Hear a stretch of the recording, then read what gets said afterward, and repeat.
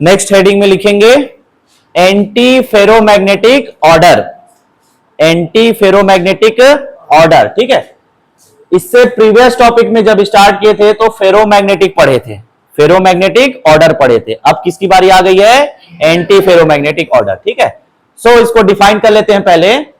In anti ferromagnetic materials the neighbouring spins are align anti parallel to each other so that resultant magnetization becomes zero. हमें मालूम है anti ferromagnetic materials में जो spin का alignment है वो कैसा होता है? एक दूसरे के अपोजिट होता है, इसलिए दोनों एक दूसरे को कैंसल आउट कर डालते हैं और नेट मैग्नेटाइजेशन क्या मिलता है? जीरो मिलता है। ये जो रिजल्टेंट मैग्नेटाइजेशन जीरो मिलता है वो कहां पर जीरो मिलता है?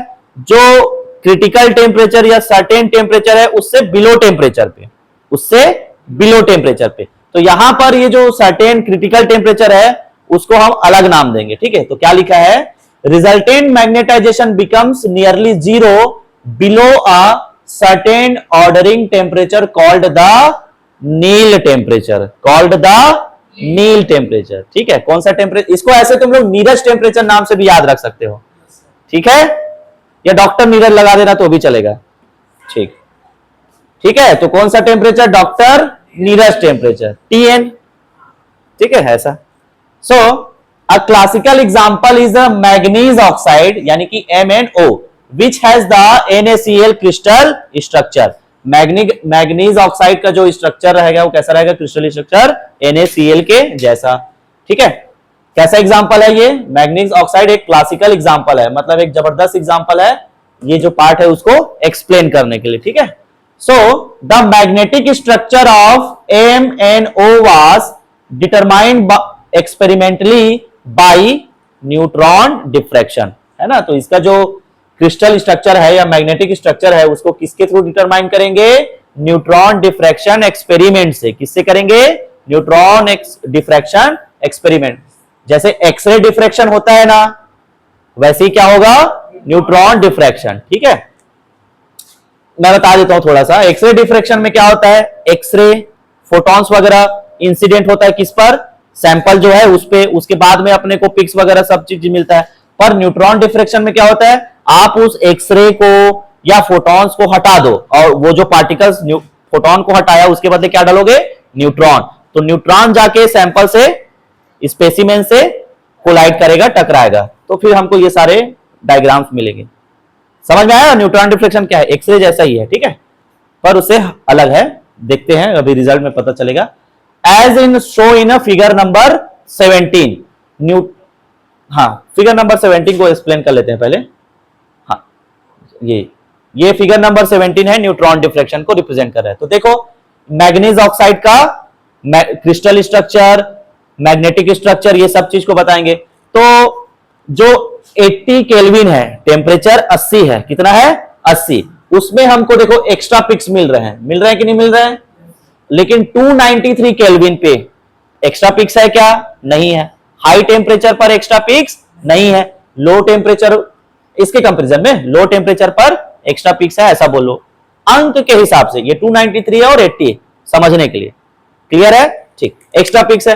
और यहां पर ये वाले में 293 वाले टेम्परेचर पे जो लैटिस पैरामीटर A0 है उसकी वैल्यू कितनी है? 4.43 एंगस्ट्रॉम।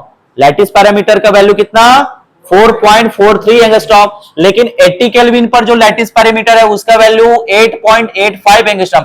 ऑलमोस्ट डबल जैसा इसके, है ना, ऑलमोस्ट डबल। तो इसका मीनिंग क्या है कि ये जो 293 वाला है वो FCC केमिकल यूनिट सेल को रिप्रेजेंट करता है, और ये वाला जो है यहां पर हमको केमिकल यूनिट सेल भी देखने को मिलेगा और मैग्नेटिक यूनिट सेल भी देखने को मिलेगा।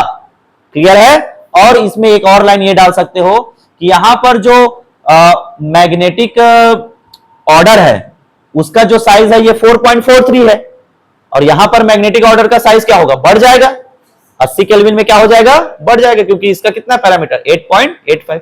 तो ये एक्सप्लेनेशन है, उसको देखते हैं। डायग्राम समझ में आया कि नहीं आया? सिंपल है। ओके, तो यहां से शुरू करते हैं।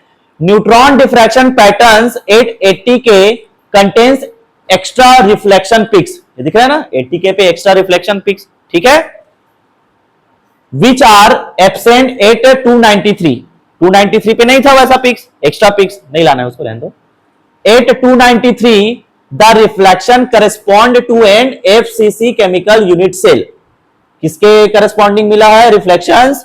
FCC chemical unit cell with lattice parameter 4.43 angstrom. तो इसको सेपरेट सेपरेट भी एक्सप्लेन कर सकते हो कि 293 में लैटिस पैरामीटर इज 4.43 एंगस्ट्रॉम करके, और reflection corresponds to FCC chemical unit cell, ऐसे भी ठीक है। While at 80K the diffraction pattern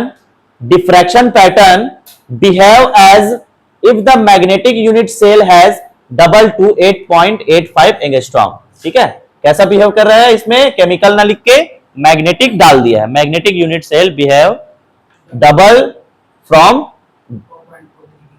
ये, हाँ 4.43 से 8.8 हाँ। इसके बाद एक्सरे डिफ्रैक्शन, अभी अब एक्सरे पे आ गए, ध्यान देना, न्यूट्रॉन और एक्सरे दोनों में अब यहां पे कंपैरिजन बताने जा रहे हैं। ठीक है, x ray diffraction gives the same lattice constant. Neutron में अलग अलग लैटिस कांस्टेंट मिला, लेकिन एक्सरे में इसी एक्सपेरिमेंट को एक्सरे थ्रू किए तो सेम लैटिस कांस्टेंट मिला। ठीक है, एट बोथ टेम्परेचर, दोनों पे 80 केल्विन और 293 केल्विन पर लैटिस पैरामीटर कैसा है एक्सरे का? सेम रहेगा, लेकिन न्यूट्रॉन में डिफरेंट। समझ में आया कि नहीं आया? ठीक है, this shows that the chemical structure remains unchanged. X ray वाले एक्सपेरिमेंट में ये जो मिला है लैटिस पैरामीटर सेम, उससे ये पता चल रहा है कि केमिकल स्ट्रक्चर जो है अनचेंज्ड रहेगा। केमिकल स्ट्रक्चर क्या रहेगा? अनचेंज। आप 80 केल्विन पे करोगे तब भी स्ट्रक्चर वही मिलेगा जैसा 293 केल्विन पे मिल रहा है। क्लियर है? लाइन समझ में आ रहा है कि नहीं आ रहा है? ठीक। But below the ordering temperature, the magnetic moment become order in non-ferromagnetic arrangement। ठीक है, below the ordering temperature, ordering मतलब जो नील टेम्परेचर है Tn, नील टेम्परेचर है, उससे कम टेम्परेचर पर ये मैग्नेटिक मूवमेंट क्या हो जाएंगे? ऑर्डर्ड हो जाएंगे। क्या हो जाएंगे? ऑर्डर्ड हो जाएंगे। ठीक है, if the spins were ferromagnetically aligned, the chemical and magnetic cells would produce identical reflections। अगर स्पिन जो है फेरोमैग्नेट के जैसा अलाइन हो, सारे के सारे एक ही डायरेक्शन में अलाइन हो, तो केमिकल और मैग्नेटिक सेल जो है क्या प्रोड्यूस करेगा? Identical reflection. एक आइडेंटिकल रिफ्लेक्शन, दोनों का रिफ्लेक्शन कैसा रहेगा? एक जैसा रहेगा। आइडेंटिकल मतलब एक जैसा। समझ में आ रहा है? ठीक। Therefore, the additional neutron reflection at low temperature arise entirely from magnetic ordering। यानी कि यहां पर जो न्यूट्रॉन रिफ्लेक्शन है लो टेम्परेचर पर, बिलो नील टेम्परेचर पे मिल रहा है ना चीजें, इसलिए उसको क्या बोल रहा है? Low temperature. लो टेम्परेचर पर जो न्यूट्रॉन रिफ्लेक्शंस है वो किसके कारण अराइज होगा, मिलेगा, प्रोड्यूस होगा, उत्पन्न होगा? ठीक है, मैग्नेटिक ऑर्डरिंग से, मैग्नेटिक मूवमेंट से। तो ये फिगर को बना लेना, फिगर नंबर 17 को बन जाएगा। ठीक, नेक्स्ट अब यहां पर फिगर 18 और फिगर 19 को एक्सप्लेन करेंगे। तो ये देखो, ये इसी को बस देखो, इस पोर्शन में मैग्नेटिक यूनिट सेल है और इस पोर्शन में केमिकल यूनिट सेल है। फिगर को अच्छे से देखो, किसी ने मेरे से सवाल नहीं किया what is magnetic unit cell and chemical unit cell कहलाता है। ठीक, तो देखो अब मैं बताता हूं तुम लोग को, यहां पर ये जो केमिकल से यूनिट सेल लिखा है और मैग्नेटिक यूनिट सेल लिखा है, इसका मतलब ये हुआ, केमिकल यूनिट सेल का मतलब ध्यान से समझना, जब हम क्रिस्टल में उसके कॉर्नर्स पर एटम को रखते हैं, ध्यान से सुनना, कॉर्नर पर क्या हुआ? एटम्स को रखे तो एटम अब अरेंज हो गया, तो उसी अरेंजमेंट का रिपीटिशन बार बार वैसे ही रखोगे, हर जगह उसको पूरे उस स्ट्रक्चर में वैसे ही रखोगे, तो वो कहलाएगा आपका केमिकल यूनिट सेल। क्या कहलाएगा? Chemical unit cell. Same thing magnetic unit cell में भी होगा। मैग्नेटिक यूनिट सेल में भी वही कि कॉर्नर पे एटम्स को आपने अरेंज किया और सारा उस अरेंजमेंट का बार बार रिपीटेशन क्या कहलाएगा? मैग्नेटिक यूनिट सेल कहलाएगा।